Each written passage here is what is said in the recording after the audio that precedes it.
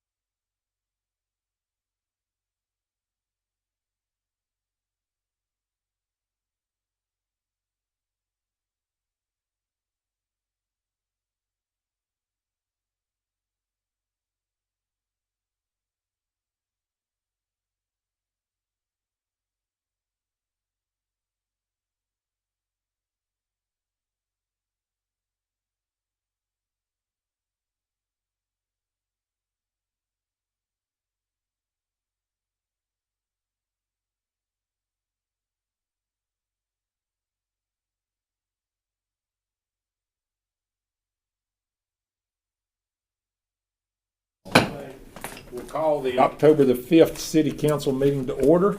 Could we all stand for a moment of silence, followed by the pledge?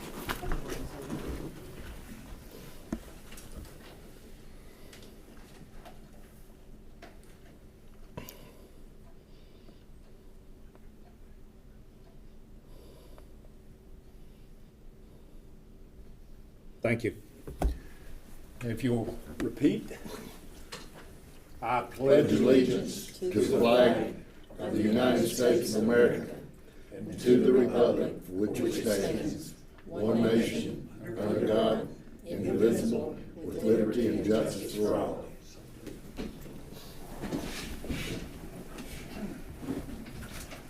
Okay, you've had a chance to look over the agenda. Are there any additions or deletions to the agenda? Mayor Hatley, I'd like to add an addition.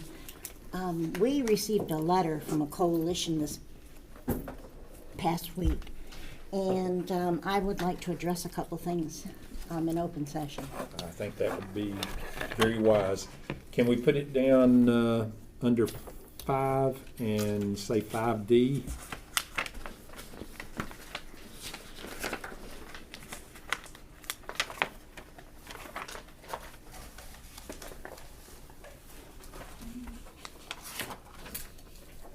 And just for public information, the letter, most of the content of the letter evolved around the homeless. And so Christine had called me this afternoon and said that we should address it in a public during our regular session because the writer of the letter did not sign it, did not leave any way to get back in touch with them. And usually with something like that, my first reaction is Yeah, mine too. to put it in file 13. But since this is a hot topic in Lincolnton, we felt like it was more than appropriate to talk about it. Okay, are there any other additions to the agenda? If not, I'll entertain a motion to approve the agenda as amended. I make that motion. Motion by Jill. Any discussion? Hearing none, all those in favor signify by saying aye. Aye. Anyone opposed? Motion carries. Next on the agenda is the consent agenda items. You've had a chance to look over those. I'll entertain a motion to approve the consent agenda items. So moved. Motion by Christine. Any discussion? Hearing none, all those in favor signify by saying aye. Anyone opposed? Motion carries. Next, we come to the public comment section. And Daphne? Mr. Alan Hall. Okay. And anybody that has any public comments, we limit it to 3 minutes. And Alan, how you doing tonight? Doing well and blessed, Mayor. Good. It's good seeing all y'all. So I want to kind of address you again on kind of goes back to the city budget. But on the 2nd of September, which was Saturday, the Sabbath, there was a drag performance at the Lincoln Cultural Center. And by definition, drag is a performance of exaggerated femininity, masculinity, or other forms of gender expression. Usually for entertainment purposes, it usually involves cross-dressing, and his drag queen is someone usually male who performs femininity, and a drag king is someone who's usually a female. And that's from Wikipedia, which all this really devalues mainly the femininity. Sodomy is a sin and abominable, and a woman shall not wear that which pertaineth to a man, neither shall a man put on a woman's garments, for all this is abomination unto Yahweh thy Elohim. Deuteronomy 22:5. So Yahweh created man in his image, in the image of Elohim created he him, male and female created them. That's Genesis 1:27. So one of the issues is grooming, which is a child for sexual abuse, and into the LGBTQ, which is going all kind of ways, from chopping off genitals now and switching genders and saying men can have babies, and And it's just a depravity and creating division, promoting the violence, rape, suicide, and confusion. Males are going into female areas, bathrooms, and all that, destroying sports and causing drug-resistant plagues that's since passing have they love is called be love. So one of the things was this: history fails to record one presence when nations reject to moral decay, haven't passed into political and economic decline. That was General Douglas MacArthur. The other one, America is great because America is good. If America ceases to be good, America will cease to be great. And that was a Frenchman. Now we got drag queens reading books to children, and they're sexually precarious and dressed and everything else. Psychiatrists until 1973 said sodomy was mental disorder and sexual deviation. And then I found out Dr. Charles supposed to be in Silverstein. He's the one that went before the American Psychiatry Association and went against that classification of sodomy, and then kind of got them changed. And he was a sodomite himself and even a Jew. But the North Carolina Law General Statutes, well, you can read the 1412 and then the 14160, and I'll leave you a copy of those. Okay, thank you, Alan. Okay, who was next? Trent Mason. Trent? As always, it's a pleasure. Always a pleasure, right? Hey, I did figure out a segment name for me, though. It's Trent Mason's Talk of the Town. That's what I'm going to go with. You know, my wife was like, you spent way too much energy thinking about this. And I was like, I felt like I needed something. So I get up there and ramble, and I'm like, what should I call this? But anyway, Trent Mason, 207 Mockingbird Lane. I first just want to say it was great seeing everybody yesterday at Fausto's for the downtown meetup. Great information from the fire marshal, to sit there and learn more and more about how we operate and why we do the things we do. And that gives us all a great opportunity just to kind of, I think, Roby, you brought it up that, being together and, in those kind of forums where everybody can kind of free flow of ideas. I mean, yeah, I think we need more of those. I think everybody walks out of those with a greater appreciation for what's happening, within the city and what's happening, especially on council. Things I also want to talk about real fast. First is the Food, Beer, and Wine Festival that happened. I know I saw you, Christine, there. Amazing job by DDA. I'll give it to Wayne and Betty.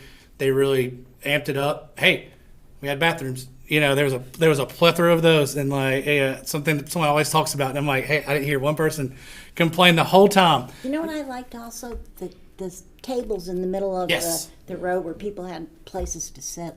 The thing you didn't like was me getting your pictures. You were trying to be like, look, we're trying to show beautification here, and Christine's like, get out my pictures, get out my pictures. Yeah, but I hope everybody on council, if you were not able to go, you've seen her pictures. I think that's our. Because I think it's the next big thing is we've talked about social distancing and that shows what it can be and what it should be. And I know Chief has even talked about it before. When we first talked about this, there was only 7 places they're doing. Now there's 10 times that now, and he didn't have any concerns. And I think it's a great opportunity for us to continue to grow and to bring more people in and show off our city. I'm also very happy to see the stage is happening down here at First Federal. Thank y'all for approving that and giving the funds for that. That's going to be a great thing, especially when it comes to December, and we have Santa down there. It gives us more area for DDA to put something up and make it the winter wonderland that they everybody envisions. 2 other things. We all know Apple Festival is coming up. I look forward to seeing everybody there, and the crazy that it will be. I don't know how many people actually come from out of town and how many people we end up having, but I know it's 10. I know it's over 10,000, and but there's nothing better than you get on Main Street and you look down and you just see everybody enjoying themselves. I hate it because my daughter wants to get 4 candy apples and and she's like, no, give me another one. I'm like, no, you don't get another one. This, you got one. And also looking forward to the city trick or treat. Thank y'all again for sponsoring that and putting that on. It always right now it's always a good time in my life where, I'm going to hit all these things with my daughters and, so they can see it. And, before I came to this, my daughter who's 5 was talking about you, Ed, and she was very concerned that you were going to get on to me at this meeting. And I was like, he's not. He's just picking with me. But she does like Miss Jill, though, because like her and Tripp saw her leaving First Baptist, and, I'm going. But it was like, where's Jill? Where's Jill? About that rail trail, did Steve Bailey, that was his idea, the original. 7 years ago, that he told me that's what he wanted to do. He'd like to see that bank. In fact, he said, I'll donate the bank. And he did. And he did. And I think he ought to be recognized for Him that. and the funeral home both donated the banks so we could finish that project. Sorry. No, thank y'all. Okay. Mr. Wayne Howard. Okay. Wayne? If I can manage to get up. Not easy. And I always remind everybody, 3 minutes, Wayne. I saw him get up one night at a boxing match up in somewhere, and a big brawl broke out, and Wayne got gone. We kept hearing somebody, would somebody please get the police? And Wayne was up under the ring. He got hid that night down pretty quick. We got out alive. We got out. I am glad that, first, it is perhaps inappropriate for me to speak at a City of Lincolnton public hearing. I don't live in the City of Lincolnton, but I've been involved with the City of Lincolnton since I came to work here 53 years ago at the radio station, have worked with the radio station and most recently with the Lincoln Herald for a good part of those years.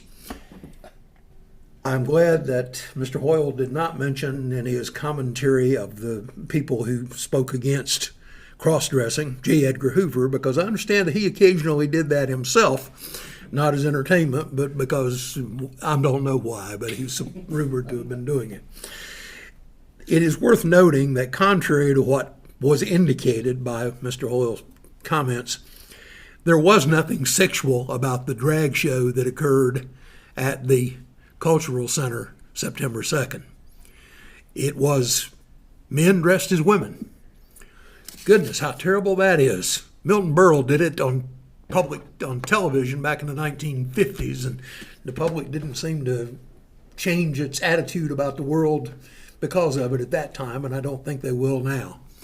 Nobody was trying to influence anybody's children in any way whatsoever, negatively or otherwise. The only people who were allowed to attend that show were those who paid to see it, and they had to be 21 or older.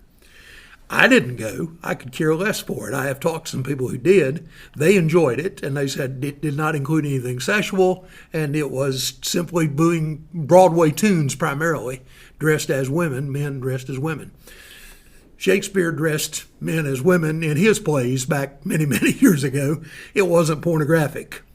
Pornography is a difficult thing to discuss, primarily because art has quite often over the years been seen as pornography. To some of you, Michelangelo's statue of David would be pornographic. After all, it shows an adult male fully unclothed, including his privates. You would have the same attitude about Renoir's various multiple nudes that he painted. Yet those are classic works of art. I don't think having seen those, has caused anybody to change their attitudes about their sexuality, about their gender, or anything else. I think is much of it an alarm over nothing. I think instead of a condemnation, that the Cultural Center needs a commendation for presenting a good variety of entertainment, which is not suitable to everyone. Some people will like some things they have and dislike others, and some will dislike the ones the first group liked and in turn will like the others. I don't care for bluegrass, but I understand that a lot of people find that to be the greatest music, and if they want to enjoy it, great. I don't drink alcohol, but if you want to go down to Untapped Territory or Brick Tree and have a beer, have at it. I used to. I haven't had a drink since 2011, but, I have nothing wrong with it. I don't think it's this council's part, Mr. Hoyle's part, or anybody else's part to enforce their morality on the rest of the community. Thank you. Thank you, Wayne. Okay, anyone else? Okay. Next item on the agenda is a public hearing, and it's a presentation of a proclamation. I don't know whether it's John or Cliff or Kara or all three of you. Since you all three showed up tonight, but it's a teamwork.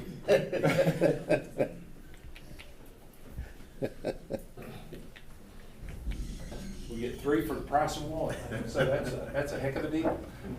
Now,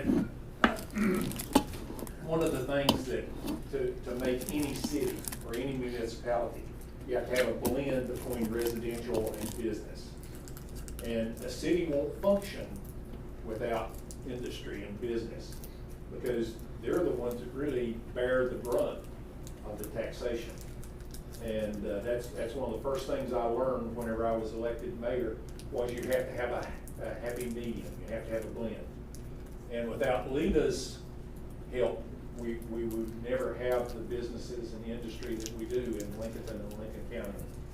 But this proclamation is about Industry Appreciation Month. And I'll say this before I read the proclamation. It is my pleasure and honor to work with these three. I am lucky enough to have served on the Lita board now for more years than what any of us care to remember, but for several years, I'll just put it that way. And I have found that Lita is invaluable to the city. The rebirth of downtown, I can attribute directly to Lita. I have told people will come up and say, "Oh God, your downtown looks so good." I said, "God, I'd like to take credit for it, but I had very little to do with it." It's people like this that have worked diligently to improve the city. And people, the general public, doesn't realize that. I didn't know what Lita was. I had heard of it, but that was about the extent of my knowledge. But Lita is so important. They're an important partner to us. Richie and I and the entire city council are greatly in your debt. But now, enough of the brown nosing.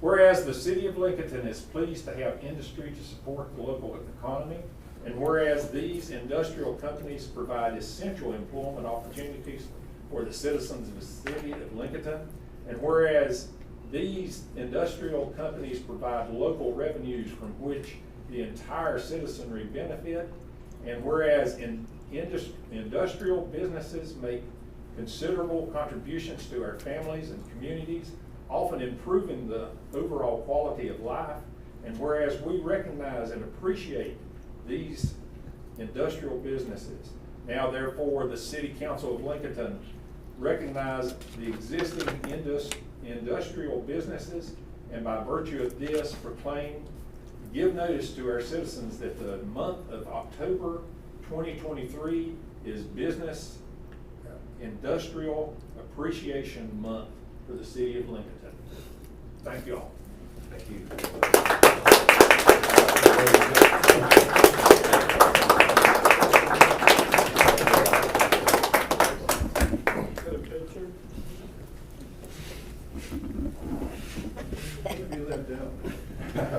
Trying to get to the exit.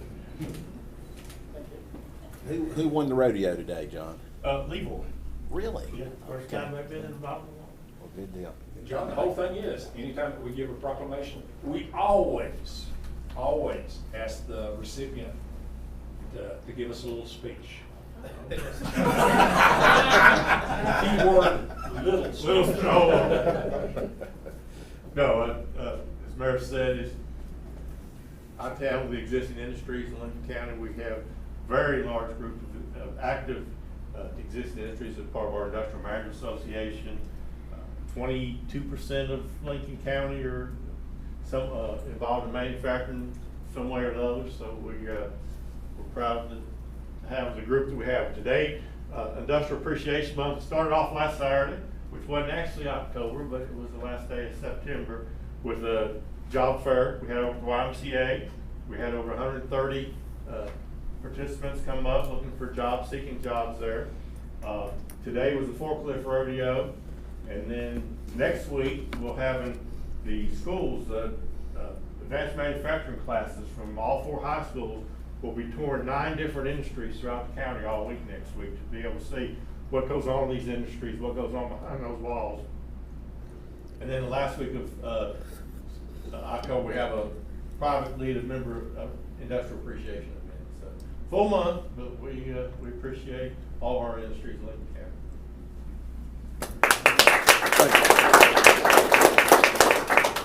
Thank you, John.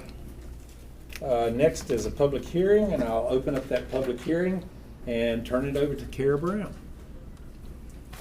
We're getting our fill of Lita tonight, all in one big dose. Oh, I don't have my glasses. Okay. Okay, thank you. Are they 1.25? No, Oh, that's good. That's good. That's good. Okay, good evening. I am here to request incentives offered through the City of Lincolnton's Industrial Incentive Grant Program to recruit a new industry to Lincoln County, and I think you should have a copy of the agreement resolution. Tonight I am representing Hospitality Seating Concepts, or HSC. HSC produces banquet chairs and outdoor lounge furniture. It is a family-owned business now operating in its 3rd generation and corporately located in New Jersey. The parent company, G&A Seating, was founded in 1984 and next year will mark 40 years of operation. This new venture will expand manufacturing capabilities so that HSC can produce product that previously could only be sourced overseas. This will allow HSC the ability to expand product lines and shift production to the U.S.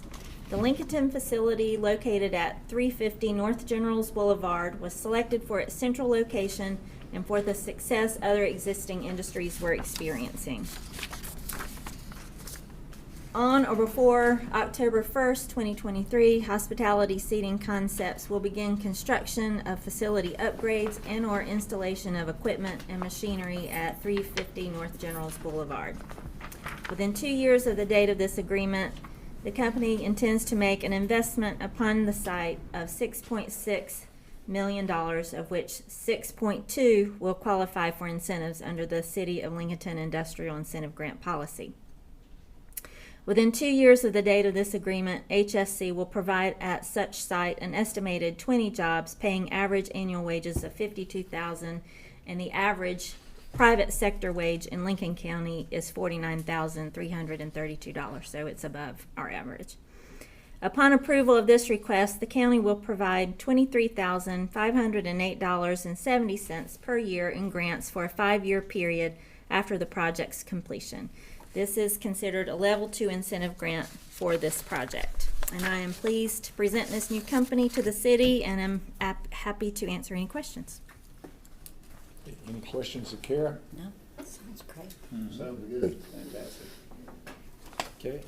Thank you, Kara. Thank you. Is there anyone else that wishes to speak to this issue? If not, I'll entertain a motion to close the public hearing. So moved. Motion by Christine. Any discussion? Hearing none, all those in favor signify by saying aye. Aye. Anyone opposed? Motion carries.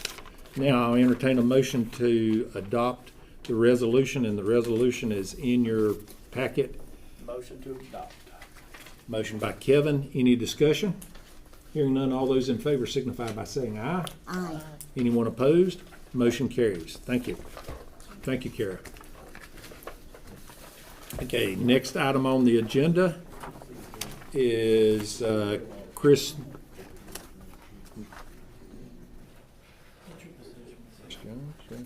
Okay, yeah. Contract. Oh, there he is. Yeah. I couldn't see you, Chris. I thought, oh God, he's run away. I don't know how you missed it. Chris and Tanya to talk about the approval of a contract with NeoGov Human Resources Department.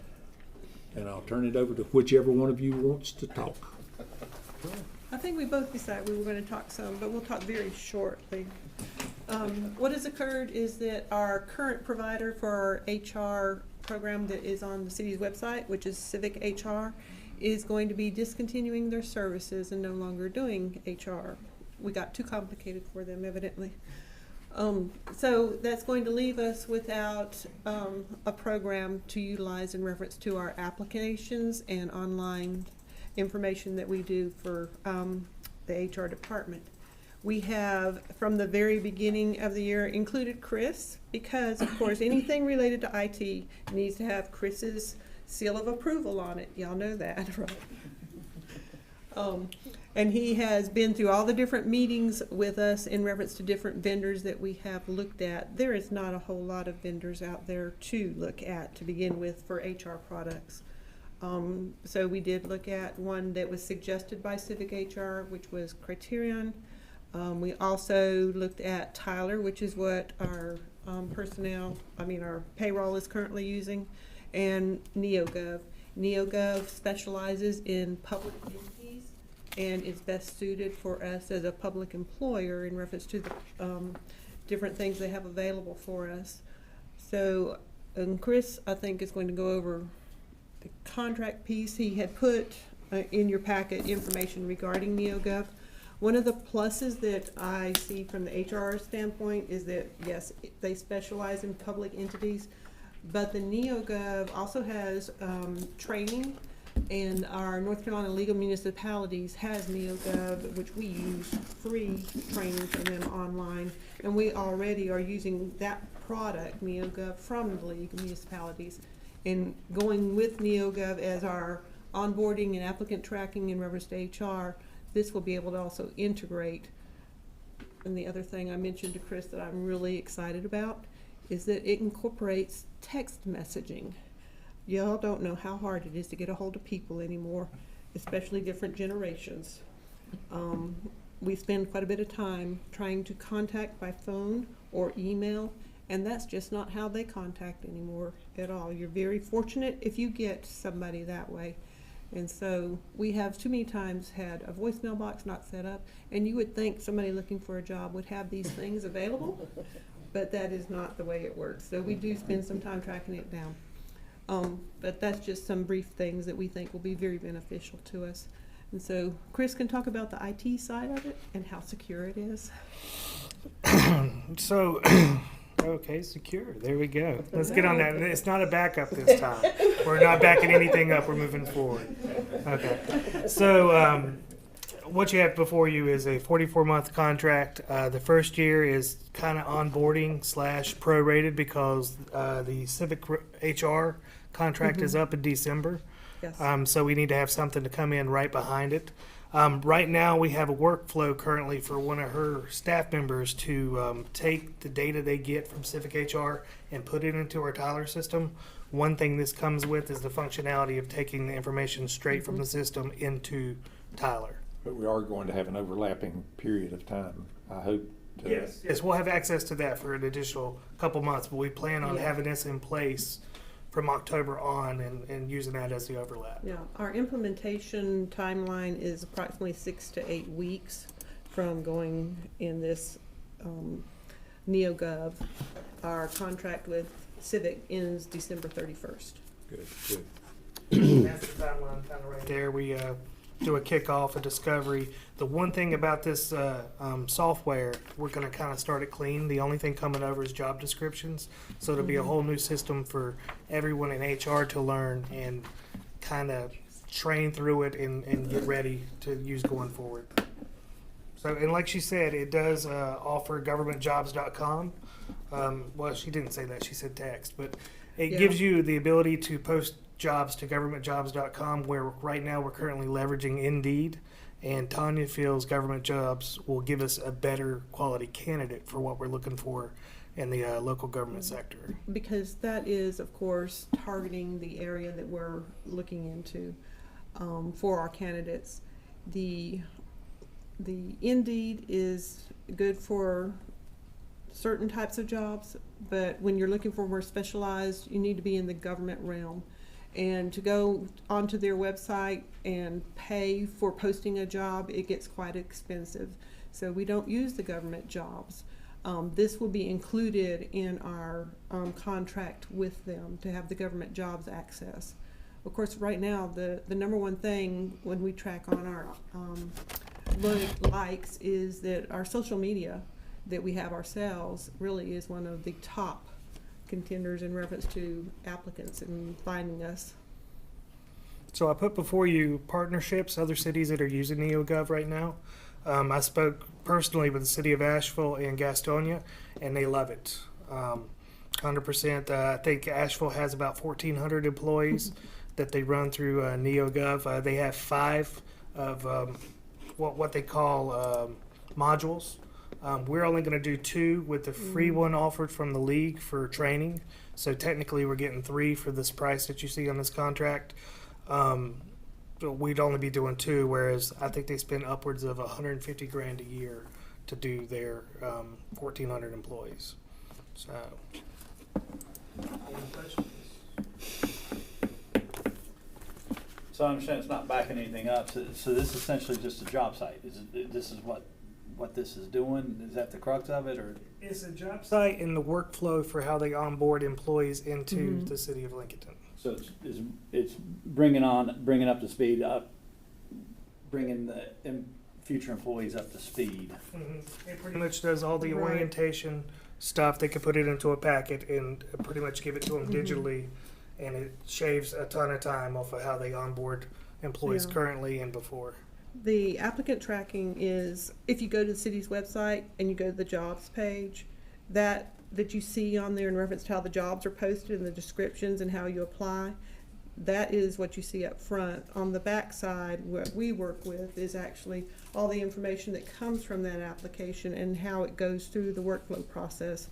I shared at staff meeting the other day that just last fiscal year we processed over 500 applicants, and tracking all that information and keeping up and keeping it secure, because most of the times you've got confidential information on there also.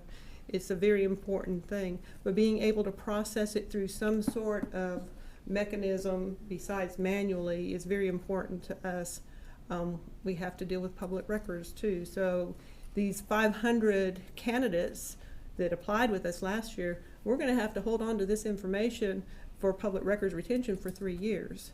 And just being able to keep a hold of that in a secure location, that's one thing. But even after we get one hired, we can track them through with our software as to where they're at in the process. Some of our processes are just interviews. Some of them are like 3 parts, like the fire departments that we do.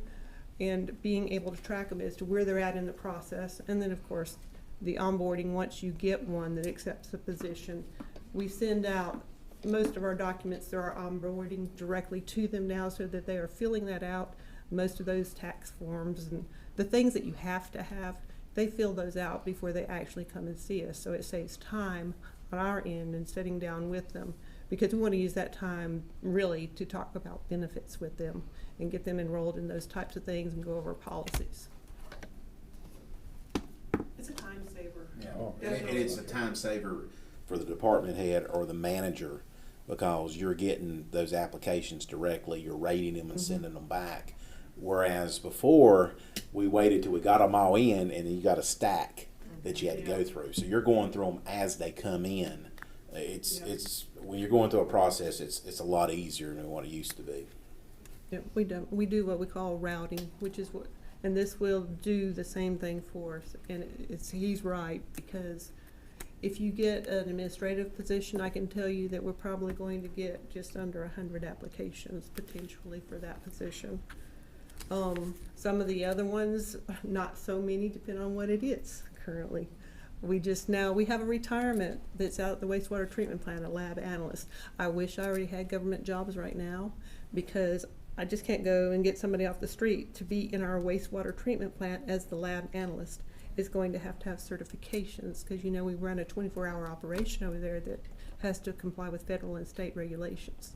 So what we'll do is hit into the associations the city's already members of, because that's where those candidates are going to be. Because we already advertise NC Works, the college job boards, our social media, and then of course our current program is the Indeed. But we also hit in any associations that might be pertinent to whatever position we're looking for, like the North Carolina Water Operators Association or the Rural Water Works Those are associations that we're members of, and so advertising on them is free. Well, how much will this have to be changed? What will have to take place? Now, you know I'm up on computers and that, but I was going As far as employees and onboarding of the actual applicants, that's pretty much going to be the same way as what it is. A couple different links. It'll look a little different on the page, Yeah. and then it'll be. I thought it would take a. What's changing on the backside is more the HR side, how they use the program and manipulate and route. So that's being built from the ground up, and we're developing the workflow based on what the department needs and to make best use of their time and have it flow through the city correctly. Another plus to the NeoGov is because they are public, they have a database of forms that being in public, there's a lot of forms that we all use that are very similar. And they have a database that's already set. When we started with Civic, we basically had to build our forms that we put on their site ourselves, which took quite a bit of time. But with NeoGov, they have a database that we have access to at no charge, and we can go in and look and pick whatever forms we want out of it, and it's just a matter of putting our city logo and maybe making a few changes, so we don't have to reinvent the wheel. But that, I think, is going to be a benefit up to us also in reference to time saving on the front end. What's the cost difference between what we're using now or that's no longer available to us, from my understanding what you said? But what, at the end of December, our contract ends. We could extend for up to 3 months, and I think the cost was just going to be over $2,000 for the 3 months. But they are actually ending the program in September. The cost difference is it is a little bit more costly, and it will probably be just over. Well, right now we've got different discounts that are going to be in place when you look at the contract. The first prorated section of that contract, those months they're prorated because we wanted to get on fiscal year to match the city's budget. So those months are not discounted. The implementation is discounted 50% off. And then the first full year that we will have this coming July is at a 45% discount. When you look at the next year, that is a 20% discount. So it's when you get to the third year that it is at the full cost of what it would normally be. And then just like our civic program that we have now, it's built in the contract. If we go forward, it'd be approximately 5% increase going on each year after that. So you won't be seeing these big jumps like you see in this contract. And to answer your question, this is a previous Civic HR, which is going away. This was what we signed on at with them, and it's been a 5% increment. So I think we're sitting around 12 now, 12 a year. But talking with other entities throughout the state, NeoGov is one of the cheaper ones. Like Workday is more expensive, and then Criterion was more expensive. Criterion, yeah. So we're kind of left between a rock and a hard place. That's one reason why we believe Civic HR got out of it, because they couldn't compete. They're so far behind of what these other companies are putting together. Any other questions? If not, I'll entertain a motion to approve the contract with NeoGov. Motion to approve the contract with NeoGov. Motion by Christine. Any discussion? Hearing none, all those in favor signify by saying aye. Aye. Anyone opposed? Motion carries. Thank you both. Okay, next item on the agenda. David, it's up to you. Request for proposal, and I'll let David get into the details. I'm sure y'all remember several months ago, 6 months ago, the city applied for some grant money for an organization to apply for grant money, if that makes any sense. Anyway, this is the AIA water and wastewater projects. AIA, of course, stands for Asset Inventory Assessment. So luckily, we received, what was Rich, $400,000 in grant money. So what that money does is allows us to pick a company to come in and do the assessment of our water lines and our sewer lines. so that once that assessment's done, we'll be able to apply for hopefully $5, $6, $8 million in grant money to come in and repair and replace what the assessment has found. So what we do, we put out requests for qualifications from engineering companies to help us do this assessment of all these assets. And we received two proposals. One was from McGill, and I think they're in the packet, aren't they, Daphne? And the other one was from Clayton Engineering. The city currently does some business with both of these companies. McGill is kind of a one-stop shop for a lot of different things. They have a lot of experience in this AIA grant assessment process. Clayton is a great engineering company as well. Like I said, we've done business with them as well, but they didn't have the AIA experience that we were looking for. So staff recommends that we go with McGill and Associates. Hopefully, at the end of all this, with McGill and the other parties that we're working with, we'll have quite a bit of grant money to start repairing some of the infrastructure in the city. That's my request. Where is that company out of, McGill? Is it? They have Asheville, Hickory, I've heard of it. Pinehurst. They've got like 5 locations. Knoxville. Virginia. Better known. They're the ones that, if y'all remember, also that did the design for City Park and applied for our part of grants, which we received, Yeah. our part of grant. One thing, just to mention that this is, requests for qualifications. So if we approve it, then we'll have to go negotiate price, and we'll bring that contract back to council. And McGill is who staff recommends. Yeah, they've got a lot of experience with AIA. Okay. Any other questions? If not, I'll entertain a motion to approve McGill Engineering. So moved. Motion by Roby. Any discussion? Hearing none, all those in favor signify by saying aye. Aye. Anyone opposed? Motion carries. Thank you, David.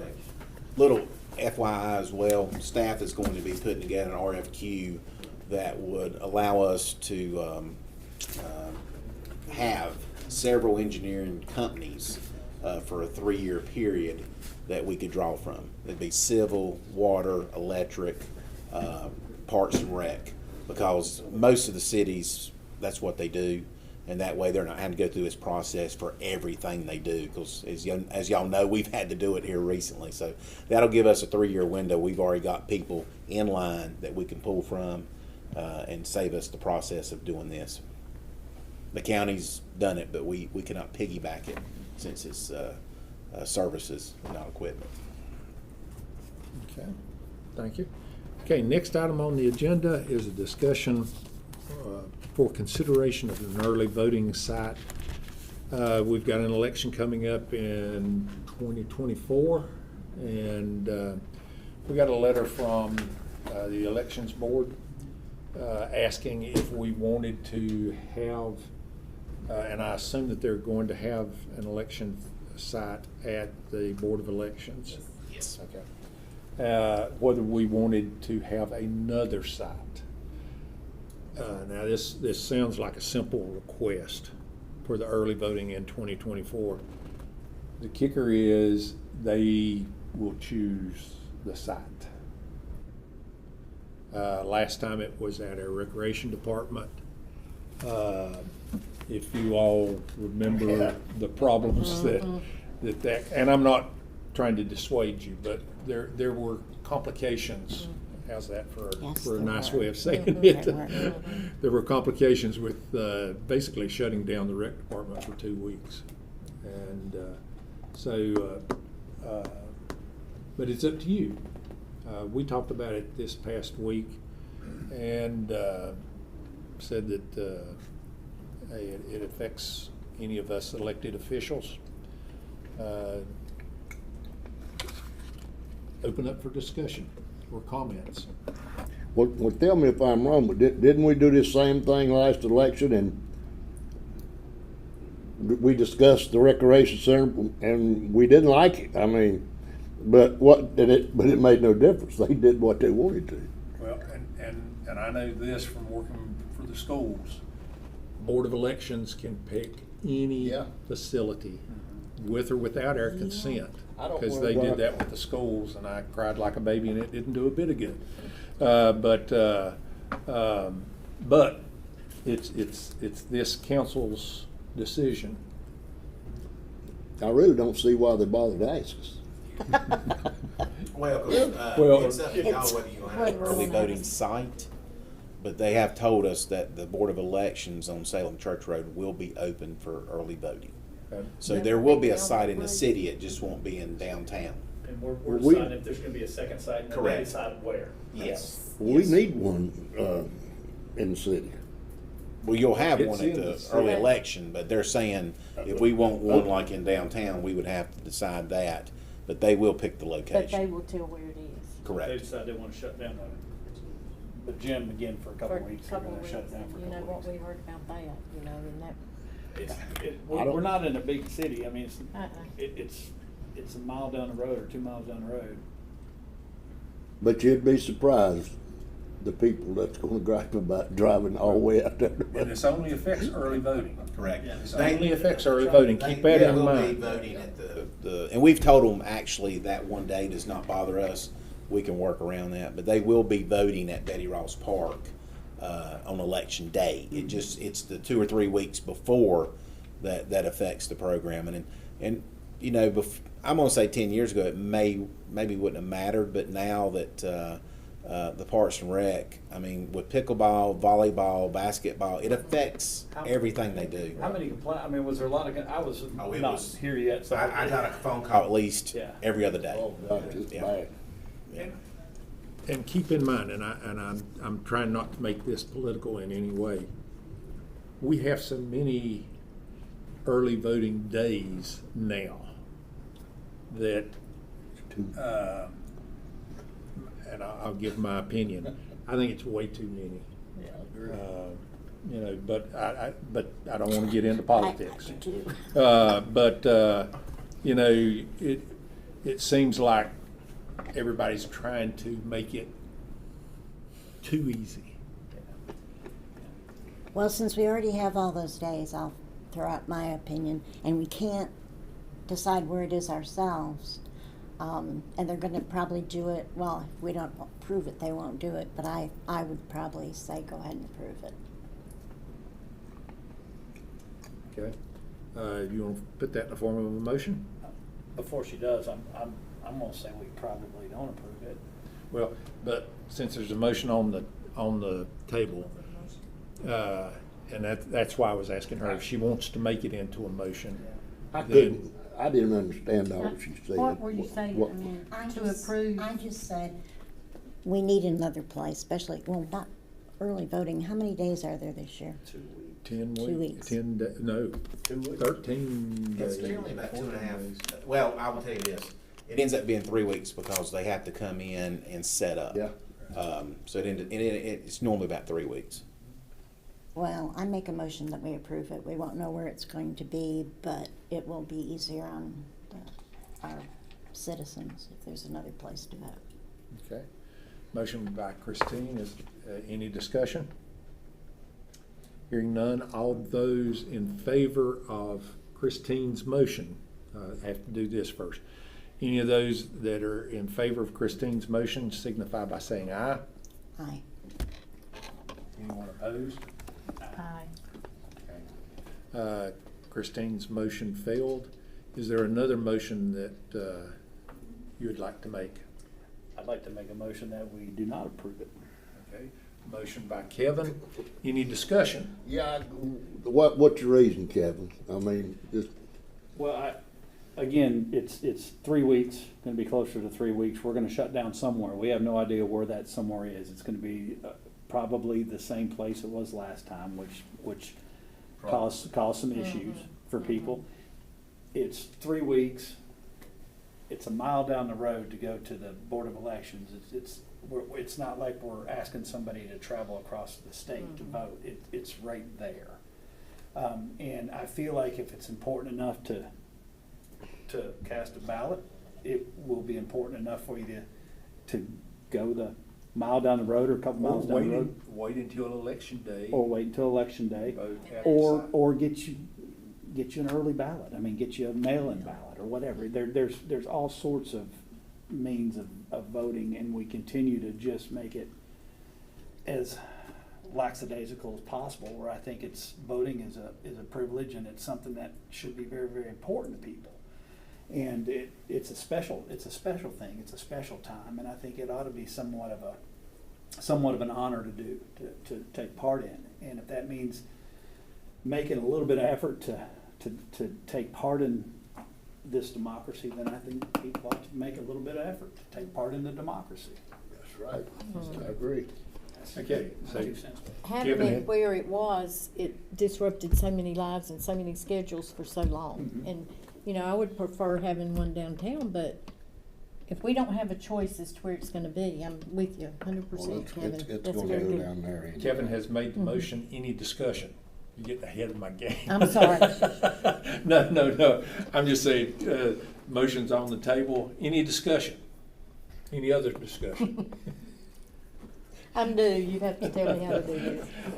If not, all those in favor signify by saying aye. Anyone opposed? Motion carries. So we are not going to request, I mean, yeah. I did not vote. yeah, She- 3-1, 3-1. It didn't vote, an abstention, but an abstention goes as a vote for Correct. unless you want to. It'd be a vote, yeah. Parliamentary procedure has all these little rules, and getting this bunch to agree to it is like herding a bunch of cats. No, but thank you. Okay, next item on the agenda is a little discussion about that letter that we all received about homeless. Let me tell you why I wanted us to talk about it. I'm with you. I don't, usually if I get something that they don't recognize who they are, I don't address it. But it was a very well-written letter. Had a lot of information in it. And I would like to brag that a lot of the things in their letter we're doing. And obviously, they don't even know about our homeless committee. So I just wanted to ask that this board address to them, they're a coalition, that if they would like us to address any of these things, to please come before us and we'll talk about it. And that's what Christine and I had talked about this afternoon. The only way I know to get in touch with somebody that doesn't address it is to have it in the minutes. Then if they want to follow through, then the omen is on them to follow up. Well, and the coalition could be one person for all we Yeah, know. yeah. Thanks. Oh, well, we're gonna discuss the contents or just go ahead and do what you say? I think the main thing is we're just accepting this into public Yeah, record. we Is don't that- need is to that correct? discuss it Which at is- this point. So it will be in the minutes. And if anybody, this person or the group, if they'll contact myself or Daphne, I mean, we'll either put them on the agenda or they can come and meet with the homeless task force. But we'd love to, really love to sit down with them and go over some of it because Christine's right. A lot of it's already being done. Some of it is really we can't do. They're It's, not aware. beyond our authority. And but I agree. I think just to put it out there, and if they'll contact myself or Daphne, and be glad to sit down with them.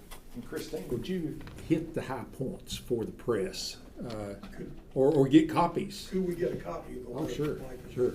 Yeah, that'd be great. Okay. If we can do that, if you'll do that, I appreciate it. Okay. We could probably put it on Facebook and find out pretty quick. So It's probably already been there. do you need to make a motion to accept this into the Oh. public record, or is it part of it? Or? Well, since it's been part of this meeting, we don't have to take yeah, don't let us forget after the meeting, okay?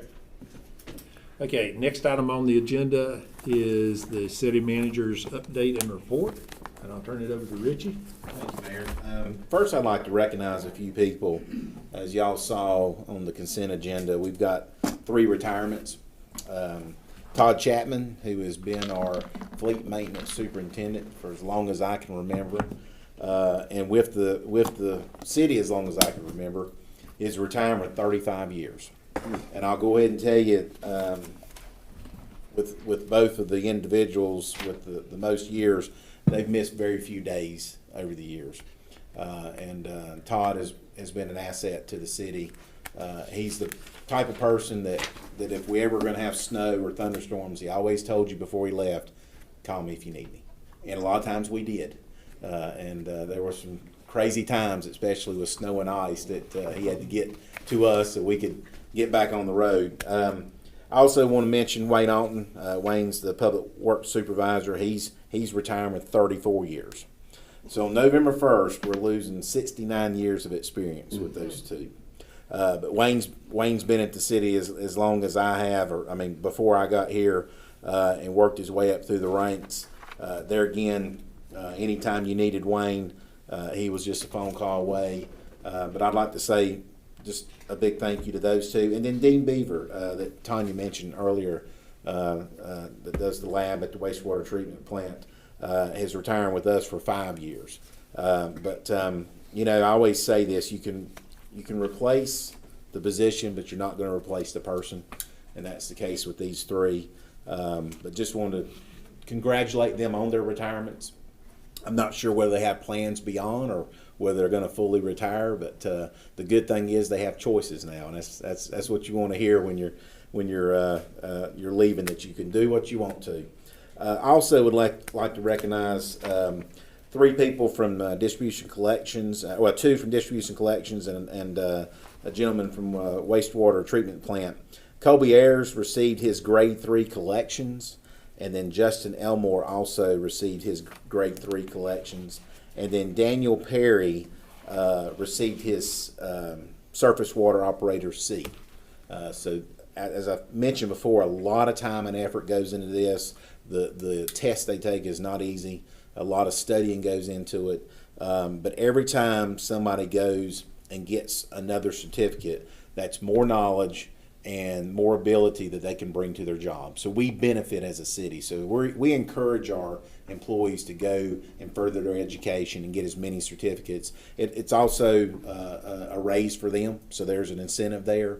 But we have, and I give credit to Tanya, her and her staff have worked with the department heads to try to build career ladders. So if somebody comes to work at the city and they're put in a position, not only can they be promoted, but they've got steps that they can go up in that position. And like I say, it only makes the city better when our people go and receive these certificates or get further education. But just want to congratulate them. I would like to mention about the morning meetup yesterday. I thought that Gary and his staff did an excellent job. I appreciate Chief Hebner allowing them to come and do that. And I am going to talk to Betty, because I think periodically, maybe every quarter, that we may want to do that. Let's bring somebody in from the Public Works and talk about your trash pickup and the reason why it's so important not to park on the street when we're cleaning the streets on Wednesday night. Somebody from every department to talk about different things that can not only assist the city, but can assist the business owners as well. But I just appreciate them doing that, and I thought that was one of the better meetings we've had. In your packet, I'm just going to go over this briefly because I know it's a little bit thicker than normal. I did put the dates for the events. I would like to mention that there is the Fall Art Crawl, October 13th. So that's next week from 5:30 to 9. We don't shut the downtown down for that. So you've got parking on Main Street. So that's a good event, but it also, like Trent mentioned, it kind of does give an example of what a social district may be, or could be. Also want to mention Apple Festival. If you're not coming to the Apple Festival, don't come downtown, because there won't be a parking spot, and you will not have anywhere to walk. I will say this, though. Thankfully, this event is in October, not September. Most of our issues before were heat related, and now we've got more of a fall festival. This event, as y'all know, is our largest event, and we do close down everything. So just warning to everybody about that. Next, there is a letter there. I won't read it all, but it was at that time. Let me see, September 7th. This gentleman from Shelby had come into Lincolnton. He was having car issues. Some of our citizens helped him push the car out of the way, and then the police were called. Officers Hunter White, Jake Brantley arrived, assisted him. Not only did they helped him, but also they called somebody else that was on our staff that had some mechanical experience, figured out what it was. He got it fixed, but I thought he wrote a great letter just talking about how appreciative he was for the officers and them going beyond the call of duty. Anytime we get something like this, and Chief and I talked about it, I like to put it in here so you can see it. But that's another example of employees going beyond their what we would call their normal duties, because they didn't have to do that. But as you know, if y'all have ever dealt with our police officers or firemen or our city workers, they go beyond that, and they go that extra mile. And like I say, it means so much when somebody from the outside, because that person's opinion of Lincolnton now, is totally different probably than what it was before. And they might tell 20 other They people. will tell. Exactly right. And if it would have been a bad experience, they would tell people too. So I put in there the housing. I won't go over that, but it's pretty consistent. I will say that for the majority of it, though, housing since about the middle of 2022 is somewhat leveled. It has not gone down, even though the interest rates continue to go up. The price is pretty much what it was last year at this time. We are seeing less listings, but let's explain why that is. If I've got a house and I've got a mortgage for 3.5, I most likely are not going to, I'm not going to sell that to go get a mortgage for 7 or 8%. So I think what we're going to see is prices are going to stay steady or even maybe go up because of supply and demand. There's just not going to be enough on the market. Now, as we see the Startown neighborhood develop and those houses starting to get sold, and that kind of, it gives more supply, then that may change. But as of right now, it really has not changed. But it's not going up at the rate that it was, and that is the key. Because as we know, we don't have, we talk about affordable housing, we talk about workforce housing, we just don't have that in our market right now. I think it was a month ago that there are only 2 houses in Lincolnton or Lincoln County, I think, priced under $200,000. So that just tells you majority of it's going to be higher than most people are used to. But I like to put that in there, and Cliff provides that from Lita to us. I thought Josh Grant did an excellent job in the article in the Lincoln Times describing the courthouse project. So I printed off the email that was sent back and forth between him and Mark Boyd.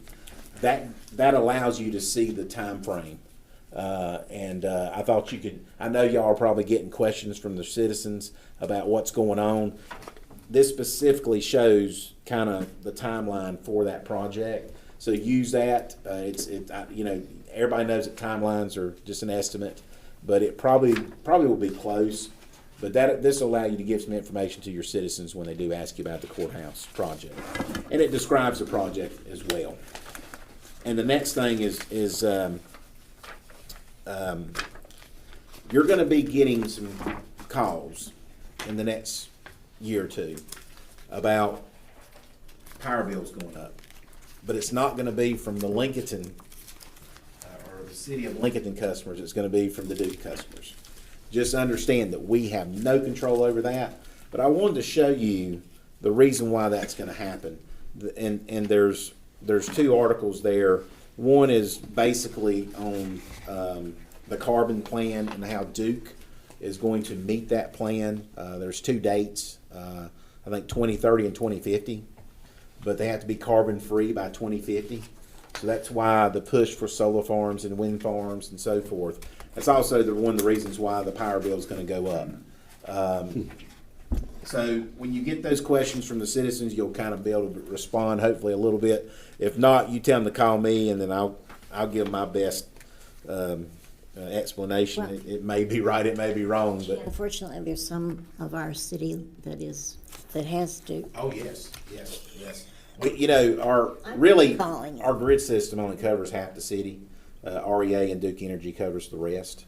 REA is not part of this, but they do buy their power from Duke Energy, so they may see an increase as well. I just know that I'm already starting to hear rumbles, so I'm sure y'all are too. There also is an article that was sent to us by Electric Cities, and it's just the frequently asked questions about the merger that we just had or the sale of the 150 megawatts. This is some good information. So if you're asked by the citizens, you'll kind of have some information about that. There again, if you want them to call me, tell them to call me. I'll give them what information I have. But that is going to have a huge impact for our citizens that are on the City of Lincolnton grid system. Next, you've got, and we've talked about this, we had a lot of discussions in our homeless task force about the bus service that comes to Lincolnton. This shows the different routes. The route that we are part of goes from Charlotte to Gastonia to Lincolnton, Hickory, Newton, Conover. It's actually one area, and then to Boone. And I've been in contact with the North Carolina DOT and requesting that the stop itself, because it stops on a city street, that it be moved, and also the request that we look at possibly removing it from the next RFP, because we don't see a lot of value in the bus stop, like I say, it is detrimental to our city street, the one that's turning around twice a day. So I'll let you know how that progresses, but just to give you an idea of the system that they have in place across the state. And lastly, I put that in there. I know y'all got that. I think you got an email from the school system, but just this is a nice quarterly update from the school system. You know, we talk about LEDA as in recruiting industry. We know that one of the things that industry looks at when they come to a city or county is they look at your school system. And luckily for us, we have a really strong school system, and I think we probably don't talk about it enough. But when you read through this, you see some of the amazing things that they're doing, and then we hear a lot of it when we're involved with John and the industrial part of it, and all the things that he's doing with the School of Tech. But just wanted to give you that just to read over. And the last thing is our homeless report from Chief Green. We have seen a lot more. We've had a lot more activity as far as tickets for trespassing and loitering. So we've seen an uptick in that since we've put in the new ordinance. And a little FYI as well, the next 2 months with the task force, we're going to basically develop our plan of action. So I'll be bringing that to council either in the December meeting or the January meeting. That will lay out a blueprint on how we deal with the issues with homelessness moving forward.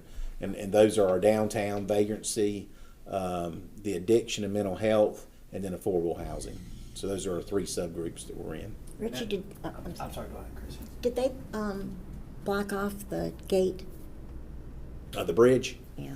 We've got a company that's given us an estimate on that, but that is our plans for right now to make it to where you can't get under the bridge. We've got to have a crew come in and clean it up from all the litter and everything else that's under there. But that is the plan, to block it off. But we've been writing tickets for trespassing, and it's a safety issue. I don't know if y'all been under there. It's steep. I'm surprised somebody hadn't got hurt getting underneath there. You talking about the bridge over at Poplar Street, correct. It's also a public health issue. Oh, it's a huge public health issue. Yeah. It's a problem. So 2 months. So December meeting, we should see. We've been divided into our subgroups, but basically we're going to come together as one group and put that plan together. I think because we told them we'd give them Christmas off. We wouldn't be meeting in December. So my plans are to bring it to council either in the December meeting or the January meeting, yeah. But like I said, that group's been great to work with. We have figured out a lot of things. We were duplicating a lot of services. They've even gotten to the point some of those subgroups are meeting outside of our allotted time because they're able to help each other in different ways. Yeah. Well, I think folks are just wanting some answers. Yes, without a doubt. Just remember, when you're sitting there figuring out what to do, they've already figured out what you're going to do. I'm serious. Well, I'm not. I can see that in many cases. Yes, yeah. My dad used to say the same thing about me.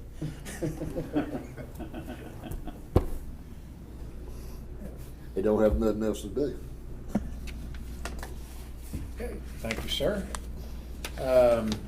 Media, any questions? Want a copy of the letter? Yeah. Right.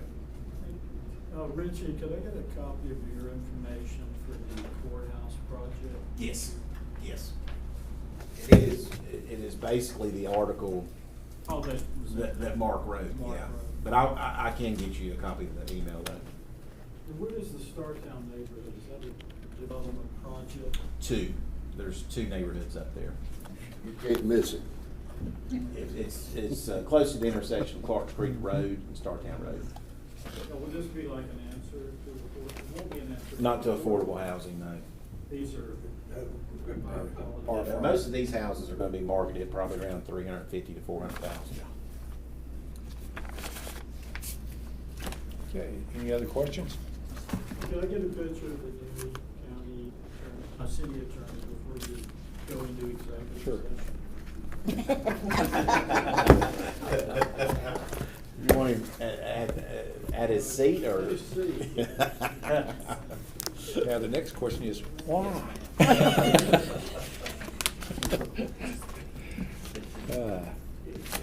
brought it. Oh, let me get out right there.